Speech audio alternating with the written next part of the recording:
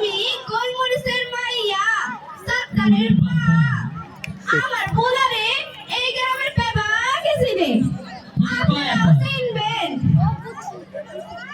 আমার বাবার যেমন জানা ছিল আমার অমনি জাল আমি মানুষটা পরে না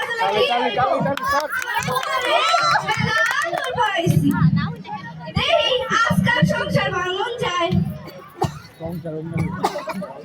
সংসার কিন্তু ভাঙবে যাদের সংসার জয়লাগে আছে সাবধান ওই দেখেরা সুলতান জি মনটা মনে খারাপ মনে হয় সুলতান ও বাপ কি হইলো এই যে সুলতান খারাপ কি তোমার মা তোমার বউরা ঝগড়া করছে সি একটা কথা কই হলো তোমার মায়েরা মানুষটা বালা না যাই তোমার মায়ের একটু বুঝাই আহি ওই দেখেরা পুকুর পারে সুলতানের মায়েরা কি হইলো বোন কান্দো কে কি তোমার পোলার বউ তোমার ঝগড়া করছে সি আজকালকার পোলারা বিয়ার পর বইয়ের আসল জায়গা ঘুরে যাই বাইতে যাই মেলা আদম পয়রা রইছে না তো বাইতে চলবো না এটা প্রথম অভিনয় করছে যে জানেন রিয়া যে আমার ইউটিউব চ্যানেলে আছে দেওয়া ও ও বউ বাইটা শুনি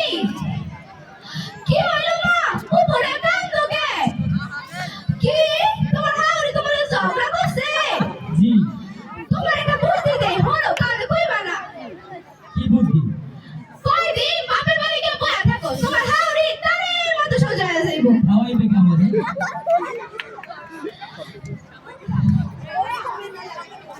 যাই ভাই যাই নিজের খেয়ে কয় জলে চুক্তি দিব ওই রাখেরা আমার সাথে না পুরো মেলা দিন কইছে তালিম গেতে তালিম যাই না